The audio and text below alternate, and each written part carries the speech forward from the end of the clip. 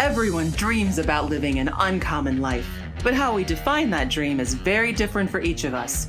And for most, it's a lifelong pursuit.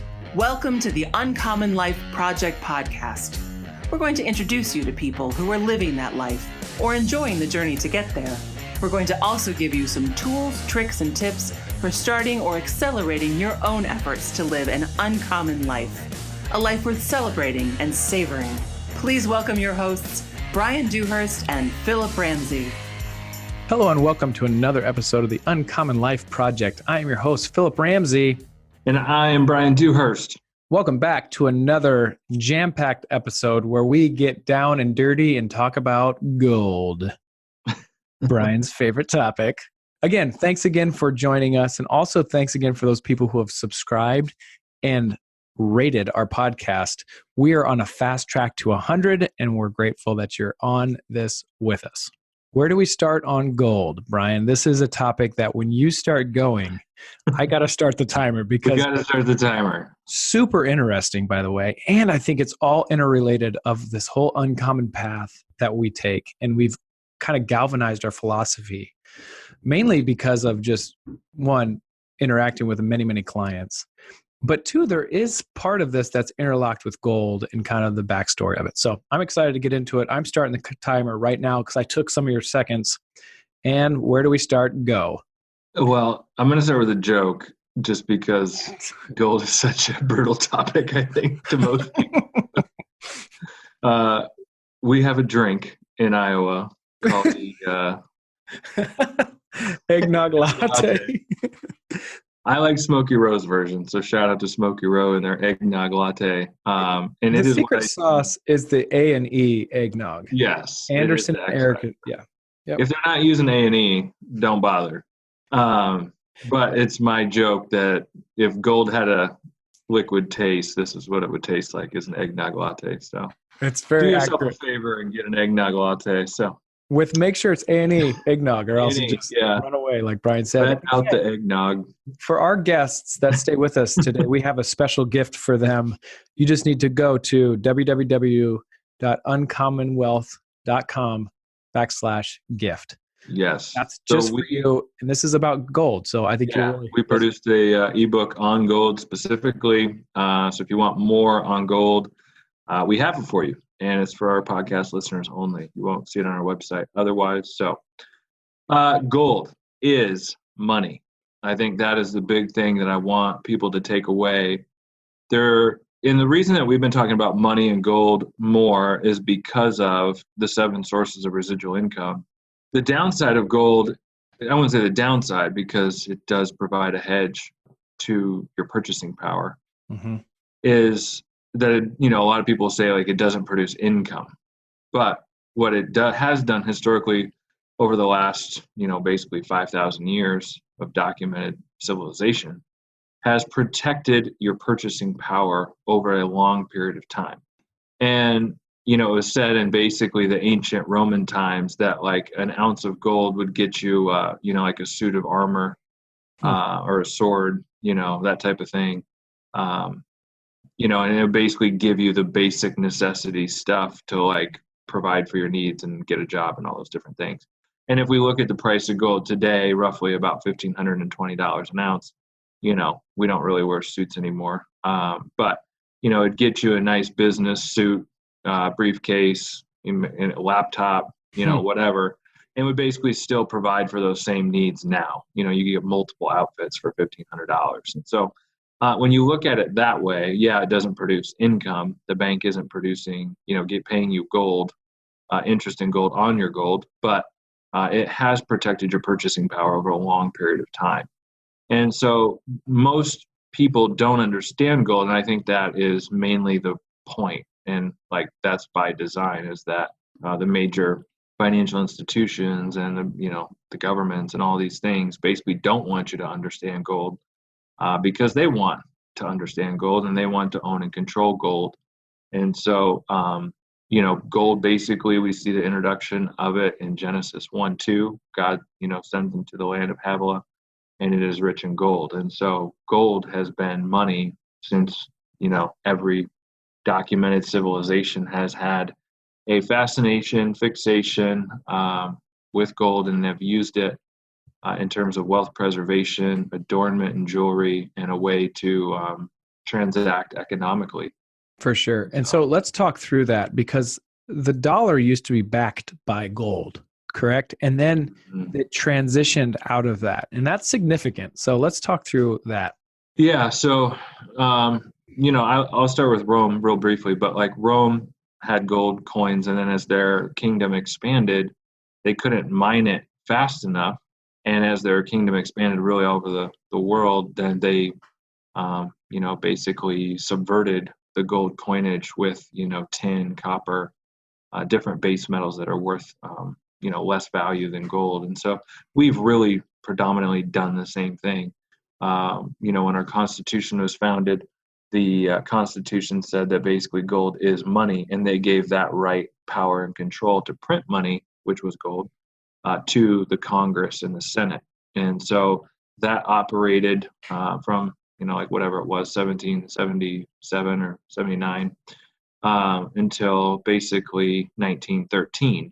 There was a short period for the Civil War where they did print money, dollars, or like paper money, outside of the gold standard to finance the Civil War, and that was only for a brief period of time. And then I think there was some stuff that happened in terms of silver coinage, like in the 1870s. But the major legislation was passed in 1913, along with the introduction of the tax code, or income taxes, if you will, was passed in 1913 by our President Calvin Coolidge ahead of World War I. And that changed the power to coin and print money from Congress to the Federal Reserve. So the Federal Reserve Act was enacted along with the income tax legislation in 1913. And so that was the major shift. And if you read one of the quotes, I think it was from J.P. Morgan, like the banker, the original guy. He basically said something to the effect of, like, if you give me the power to coin money for a nation, we will control that country. Mm-hmm. And so that's what happened. So let's talk through why that's so significant. Sure. So today's, Yeah. So if you look at from 1913 to today, 2019, the value of a dollar has lost basically 99% of its purchasing power. And the biggest financial silent killer to your finances is inflation. And most people don't, they know about it, but they don't appreciate it. They don't understand it by any stretch. Yeah. Yeah. And so I always just use, if we were talking about this with the client, I always just use when you were a kid and you rode your bike down to 7-Eleven and you bought a Snickers bar, how much did it cost? I think it was like 55 cents when we were rocking the BMX, I think it was more like 32 cents at the grocery or gas station. But when you went to like the ball fields, it was 50 cents, Yeah. And it was like pretty good size, now it's like whatever, like $1.29, and they've cut the size of the actual candy bar by 20% too. That's really interesting too, because packaging has changed. Yeah. Packaging might not look any smaller, but if you take off the peel, you'll see a hole in the middle. Yeah. Okay. It's the like 2/3 air pocket and a bag of chips at the top before you or cereal. This is kind of off topic, but cereal looks like the same, as big as it is, but you turn it sideways and it's thinner. So there's a lot of different ways that they can mess with that, but you're right. And so underlying in 1913, 20 US dollars, 20, was 1 ounce of gold. And then basically I think it was like 1933, in the midst of the Great Depression, that's when the US government made owning gold illegal, and they confiscated all the gold, and then they immediately revalued the exchange rate in gold from $20 an ounce to $35 an ounce. And if you think about that, that's like a 2/3 or 75% devaluation of the dollar. 15 divided by 20, it's 75%. Uh-huh. So, what used to cost, $20 is now $35. And so from there, we were on a gold standard still until the 1970, 71, when Nixon took us off. So let's go back to gold standard. Gold standard means what? Let's just all currency in circulation was backed or transferable to gold. So you could go to the bank and say, hey, here's my $100. I actually want the 5 ounces of gold. Yep. Okay. Good. So there was a fixed exchange rate. And what you'll read if you really get into this topic is that we had a commodity-driven currency. It was backed, a commodity-backed currency, which is gold. And then there was silver in there too, but mainly it was just focused on gold because it just gets more confusing. Yeah. And so inflation, and why this is so important, is that gold really maintained that purchasing power. And so from 1777 to 1913, we went into the industrialized age when, we had the steam engines, help with the railroads really helped expand economy. And then really the introduction of oil really expanded the economy. And then you had the formation of the industrial age of what Henry Ford created with the assembly line, that type of stuff, and bigger manufacturing plants. But all that was due to oil. So in all of that, the economy grew very stably. And the reason that is because the annual gold supply, so that's like the gold that comes out of the ground, annually only increases by 1% to 2% a year. It's hard to get out of the ground. And so that's why it's a great mechanism for money, because the supply of it is very consistent. And so what happened in Rome, and it happened with the United States, is that when you have governments that want to go to war and do all these different things, well, that takes a ton of money. Well, you can't print that because your supply of gold, it only increases so much. And so it forces them to then alter the rules and then go to more of a credit-based system for currency. And so the word credit, currency, all those things are not money. They're credit. Money is gold. It's the only form of money because it's not backed by debt. It's backed by, work. You got to work and get it out of the ground, and it's very arduous. And there's a physical duty to get it out of the ground, and it's not based on debt. And because they needed more of the monetary value to go buy more things, and they couldn't get it out of the ground fast enough, they needed to change something over to now paper-based. Yep. Okay. Yeah. And that's why they gave the banks control of the ability to print money, and that's the current form we have today. And really, every country in the world now, I think, with maybe the exception of like North Korea and one other country, every country uses a central banking type bank-driven system to manage the currency. And if you think about it, this is staggering. No currency in the history of the world has ever lasted. No currency in the history of the world has ever lasted. Gold, silver are the only two things that have stood the test of time. The Roman coin doesn't, you can find them now. I mean, it might be worth something as a collector, but it has no value in terms of their economy, that type of thing. Huh. But if you found an old Roman gold coin, that gold is worth money. Vice versa, like if you have a quarter, like a U.S. quarter from before 1963, it was basically 90% silver. That coin right now, based on the weight of silver and everything, would be worth probably about $4.25. It'd buy you two gallons of gas for a quarter. That's the purchasing power that it protected. And the quarter after that is worth 25 cents. It won't even buy you a gallon of gas. It's not getting any more valuable. In fact, it's devaluing. Right. Yep. And so that is the insidious killer, is inflation. And so that's why we talk about so much the 7 sources of residual income, is that you have to take and convert your dollars into assets that produce cash flow, real estate, business. It's why we talk about Airbnb so much. The stock market in some degree is a hedge towards inflation.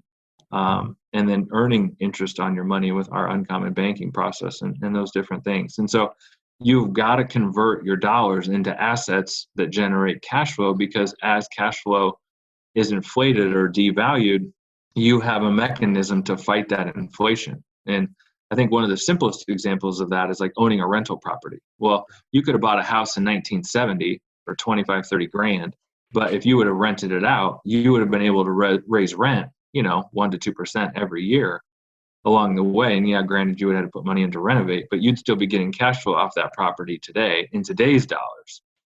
And that's why it's powerful, because that asset keeps growing with inflation. But there's another reason why real estate can be a good option is because they have a fixed interest rate, or you can get them at fixed interest rate over 30 Exactly. years. Yep. If you think about, let's say 30 years ago, thinking about just costs and all that stuff, you think about the monthly rate you can now charge them and how much you actually really owe, it's a lot less. So let's just take today's dollars. Let's say you pay $2,500 towards your mortgage, or let's say $1,000. I don't know what it is. Yeah. $1,000 to your mortgage. Think about that in 20 years. $1,000 might be able to buy you a tank of gas. Now that's totally, I'm exaggerating, but you totally get what I'm saying is like, it's really important that those are fixed. And if you can keep those over time, that fixed expense, you can charge those renters more than that fixed expense, meaning that it's fighting inflation even better. Yeah. So to go back to gold, it's really unique. We touched about it a little bit on the PDF. A couple other interesting things when you really research this. Gold's physical properties, it's on the periodic table of elements. Those types of properties is what I'm talking about. Gold is actually, like, every ounce of gold that's ever been mined in the world is still in existence today. Yep. And you can't really get rid of it. And you can't really copy it either. It's one of the most hardest metals to fabricate because it's so dense, but it's malleable. And that's what makes it really good. And so in the PDF, we talk about there's 5 characteristics to money, and it's like transferability, divisibility, scarcity. I can't remember the durability, and I think maybe I already said divisibility. But anyways, I can't remember all 5, but it's in the PDF. But gold serves all those things. Like you could have a couple gold coins in your pocket, which is like 3 to 5 ounces, and you could be carrying around, 5 to 10 grand, and nobody would even know that you have it. And when you cross any country in the world right now, I think there's like 196 countries. You got gold in your pocket, you can do business and set up shop in any country in the world if you got gold. Yep. You got Argentinian pesos? I don't know, not so much. And so that's why gold is so powerful. The other thing that I think is super interesting about gold is you got to look at who owns it. We talk about this in the PDF as well. America is actually the number 1 holder of gold reserves in the world. And you kind of hear about Fort Knox, and there's a lot of, type of movies, raiding Fort Knox, that type of thing, heist movies, that type of stuff. But gold, America owns the most gold. And then when you look at the euro, the combination of countries that came together across that single currency, well, you hear about Janet Merkel, who is in Germany and like the chancellor of Germany, and runs their banking operations there for the euro. Germany gets to make a lot of the decisions as relates to the euro. Well, if you look, Germany is the number 2 country in the world that owns gold. You hear a lot about China trying to do a lot with their currency. They're buying gold in record amounts. Russia and China are doing a lot of business trying to get outside of the United States, and more specifically the dollar. They're settling oil contracts in Chinese yuan and stuff like that. And actually gold now. And Russia is one of the largest holders of gold. And so because what was happening from 1913 to 1970 and why we went off the gold standard is countries started to just print money. And what they would do is they would print money, and then they could just come over and buy our gold from us at a fixed rate. So the international demand, it was basically they're stealing our gold with fake money, and there wasn't much we could do about it because we were on this fixed system. So it wasn't so much that like the government's nefarious or conspiracy theory, that type of stuff. I think there is some of that. The banking cartel does control quite a bit. But if it's kind of like if you're going to have a fixed gold system and you open the most gold, everybody else kind of has to play by the same rules, or they're going to be able to steal your gold. Mm-hmm. And so it wasn't sustainable. And so from that now, and I've talked about this on our YouTube episodes quite a bit, is just really every system. Every monetary system is a debt-based currency. And so every dollar is debt. And so for our economy to expand, the supply has to expand because it's debt. You have to facilitate the interest of that debt. And so for our economy to expand, the money supply has to expand. And that's debt. And so you see our national debt in the United States is up to, I think, like 22 trillion. And it's just going to morph from here because we're spending money we don't have. And the boomers are really just getting into Social Security. And so it's going to be a huge problem. But that's why I don't believe the Fed can raise interest rates, is because they're turning over our debt, and that interest expense on our debt, 22 trillion, is rather expensive at 5 to 6% interest. You're talking about over $1 trillion a year in interest. What's that analogy that you use about the $1 trillion worth of credit card debt? Yeah, it's like, I'm going to carry a balance forever on my Amex. Will you triple my interest rate? Like, no one ever would do that, right? And that's essentially what we're doing as a country is like, yeah, we're going to carry this debt forever. Let's raise our interest rate 300%. Here's my two questions for you.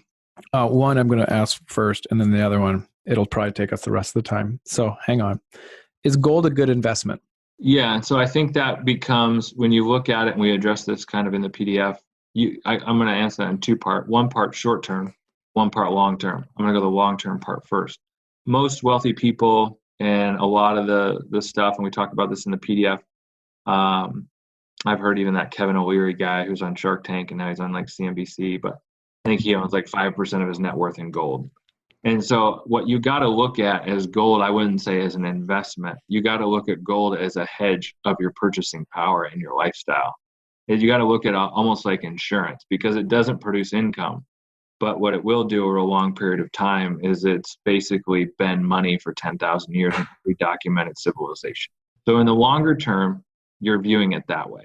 In the short term, yeah, you can buy gold. I think gold in the last 12 months, we're in August 2019 shooting this. I think gold in the last 12 months is up 25%. So if you would have bought in dollar terms a year ago, sold now, up 25%, it was a good investment, right? But it's all about investments, about when you sell it, when you buy and when you sell it. So it could be. If you're looking at it, and I think a lot of people I bought gold in like 2003, 2004, wrote it up to the high in 2012, and I actually sold it as one of the better trades in my life. And so it is going to go up and down versus the dollar. The key is, if you're trying to build wealth, is like, how do I get more ounces of gold? How do I have 5 or 10 ounces now, and in 10 years have 100 ounces of gold? You got to look at it that way, not like, oh, well, gold is, I have 1 ounce of gold and I bought it 1,000. Now I have 1 ounce of gold and it's at $5,000. Well, it's at $5,000 because the purchasing price of the dollar is worth less than it was when you bought it at 1,000. Mm-hmm. It's the Snickers example. Like, it costs $1.29 to buy a Snickers instead of 30 or 50 cents. Yep. So when you're measuring gold in the value of a debt-based currency in a short period of time, it can look like a good investment if you're adjusting your net worth to dollar terms. Mm-hmm. And so that's where we're trying to challenge people of, it might make sense over time to put a portion of your net worth into gold and try to get more gold and not worry about what the dollar terms value it is at the current price. Mm-hmm. My last question is that why you get so hyped up about cryptocurrency? Yeah. So I think, you hear a lot of things about Bitcoin being the digital gold. I think it honestly has a lot of the similarities. If you look at the 5 characteristics of money, I think the 2 inherent differences for me between gold and Bitcoin, and it's probably an advantage too. But if you look at it in a negative sense on Bitcoin's been around for 10 years. Gold's been around for basically 10,000. So you have 10,000 in documented history that gold has been wealth, and you just can't refute that. There's nothing else other than like food and real estate. Maslow's 5 hierarchy of needs: gold, guns, food, and shelter, right, and water. Mm-hmm. Those are the 5 biggest assets. And so in that, but the knock against gold has been like, I don't want to convert my net worth into these little coins and carry them around in my pocket. Is the digitization of gold. And there are cryptocurrency projects that are backed by like an ounce of gold. Actually, a gram of gold is like 1 coin. And so, they're vaulting the gold and then digitizing it through tokens in cryptocurrency. And that's the advantage of Bitcoin, is that, if I have gold in my pocket, I can't send it to somebody in Russia for economic terms or, a transaction. If I have them painting or, send me something through Etsy, I can't send them that gold, mm-hmm. but I can send them Bitcoin instantly. And so a lot of the negatives of gold are solved by Bitcoin, and a lot of the negatives of Bitcoin are solved by gold. And so I think that's where you're seeing a lot of these comparisons. And I'd say the other factor, because I said there was 2, 10 years of Bitcoin, 10,000 years of gold. The other factor to me is if you turn off the internet, Bitcoin is nearly worthless and gold's not, and so gold has that physical sense even outside of the internet. And so those are the two main distinctions for me when I look at cryptocurrency. But I do think cryptocurrency is the future in terms of money, or I would say currency, excuse me. And I think you're seeing that through the investments of corporate America, global companies all over the world. They are investing rapidly into cryptocurrency because it is better, it's faster. And so I think we're going to see that proliferation. But I don't think that means that it's going to come at the expense of gold. I think they're both going to appreciate in value relative to these debt-based currencies because these currencies are printing so much money. Yeah.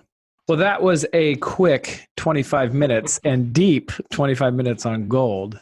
Again, if you'd like that gift, please, this is for our podcast listeners only. Go to our website, www.uncommonwealth.com/gift. You'll find that PDF as well as, I believe, the 7 sources of residual income, as well as the Airbnb ebook that we did. We are so grateful that you listened to our show. We're grateful that you are fans, and we are only going to keep giving you more and more content. So you've been listening to the Uncommon Life Project. I'm your host, Phillip Ramsey. And I am Bryan Dewhurst. Thank you for listening. Goodbye.